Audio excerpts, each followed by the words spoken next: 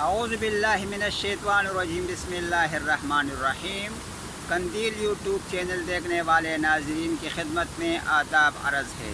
ناظرین، پچھلے دنوں نیب کے دفتر میں مریم نواز پر پولیس پتھراؤ ہوا۔ خبروں کے مطابق ان کے کارکنان بھی تھیلیوں میں پتھر لے کر آئے تھے۔ حقائق جو بھی ہوں، لیکن ہمیں افسوس مولانا فضل الرحمان کے عجلت میں بلائے گئے پریس کانفرنس پر ہو رہا ہے کہ ایک مجرم خاتون کے لیے تو آپ فوراً پریس کانفرنس بلا کر تنبیہ جاری کر لیتے ہیں، مقتدرہ قوتوں کے خلاف زبان کھول لیتے ہیں، لیکن جب وہی قوت اسلام ملک اور قوم کے خلاف سازشیں کرتے رہتے ہیں تو آپ جب اقتدار میں ہوتے ہیں تو ان کے ہم نوا ہوتے ہیں۔ اس کی ایک مثال میں مشرف عداری کیس میں سنائے گئے فیصلے سے متعلق دوں گا کہ جس میں عدالت نے مشرف کو پھانسی کی سزا سنائی، لیکن سب جانتے ہیں کہ اس کو مقتدرہ قوتوں کی حمایت حاصل ہے، اسے کسی کا باپ بھی پھانسی نہیں دے سکتا، کیونکہ تاحال اسے امریکی آشرواد بھی حاصل ہے، کیونکہ جو عظیم خدمات جنرل مشرف نے امریکی مفادات کے لیے ادا کی ہے، ماضی کے تمام جرنلوں کو وہ مات دے گئے ہیں۔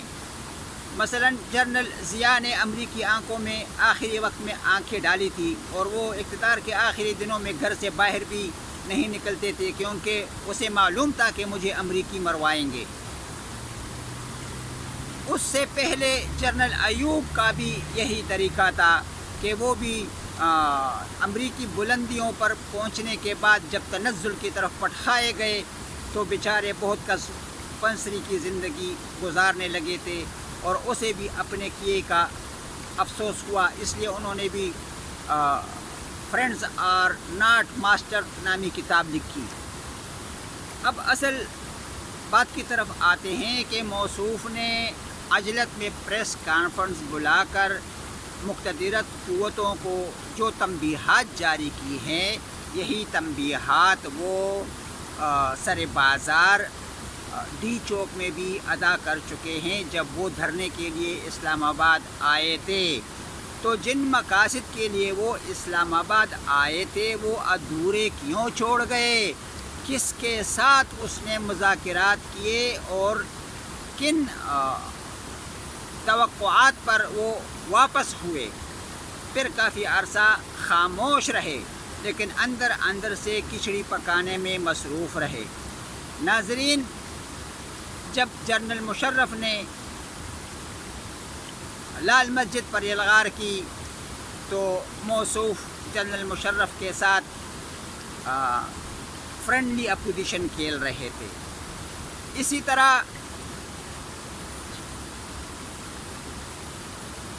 جب موجودہ جرنیلی حکومت بنا تو ان کے یہ انتہائی شدید مخالف بنے اور کھل کر سامنے آئے، لیکن موصوف یہی نہیں بتاتے کہ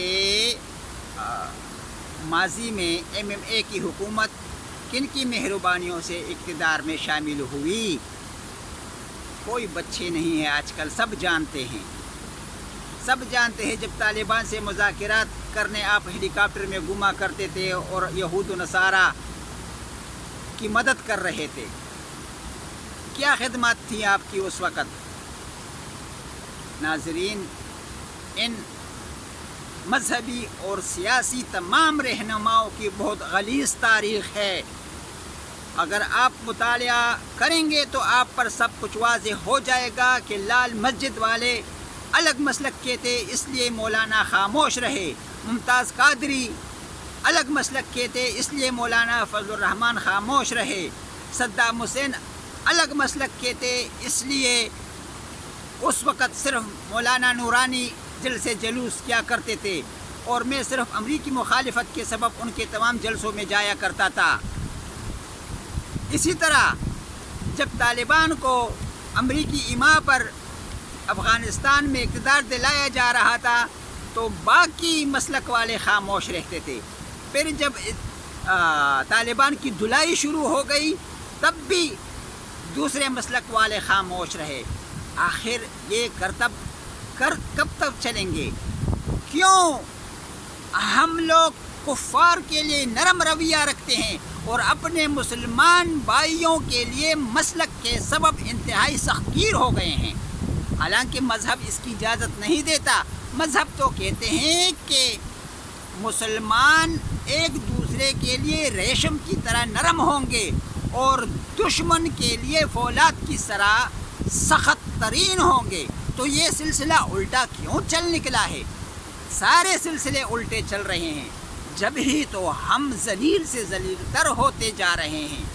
تو ناظرین، مولانا صاحب نے مریم نواز کی محبت میں عجلت میں پریس کانفرنس بلا کر جن مقتدرہ قوتوں کو للکارا، اسی کے یہ ساتھی بھی رہے ہیں۔ یہ سب صرف عوام کو اورغلانے کے لیے ڈکوسلے کھیل رہے ہیں ہمارے ساتھ۔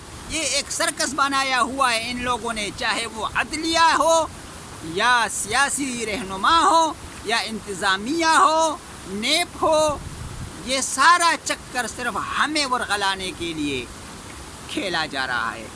بدقسمتی سے عوام کو یہ سمجھ ہی نہیں ہے کہ جو پولیس کا سپاہی اپنے بھائیوں پر تشدد کر رہا ہے تو وہ دراصل ان طالع آزماؤں کو اور ان امریکہ نواز پالیس سازوں کو تحفظ دے رہے ہیں، چاہے وہ پولیس کا سپاہی ہو یا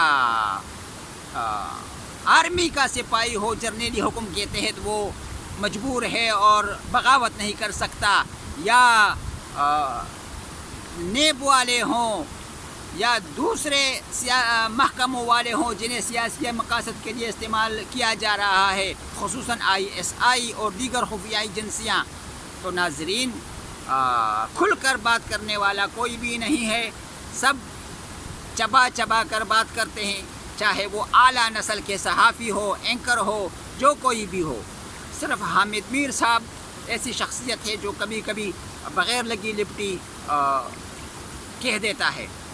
لیکن دوستو، اگر آپ لوگوں نے عزت حاصل کرنی ہے عالمی سطح پر تو آپ لوگوں کو میدان عمل میں نکلنا ہوگا اور جرنیلی نظام اور سرمایہ دارانہ نظام کا خاتمہ کرنا ہوگا۔ یہ سب سرمایہ دار، جاگیردار، جرنیل، چیف جسٹس حضرات، یہ سارے نسل در نسل انگریز کے پٹھو تھے، جسے انگریز نے امریکی گود میں ڈالا ہٹلر سے بچانے کی خوشی میں۔ یہ تو تاریخی حقیقتیں ہیں۔ اگر کوئی مائی کا لال ان باتوں سے انکار کر لیتا ہے اور میری باتوں کو جھوٹ ثابت کر لیتا ہے تو میں ہر سزا کے لیے تیار ہوں۔ لہٰذا مہربانی کر کے کتابیں پڑھیں، حمود الرحمن کمیشن کا مطالعہ کریں، پاکستان ٹوٹنے کی وجوہات معلوم کریں، تو آپ پر تمام راز فاش ہو جائیں گے۔ والسلام۔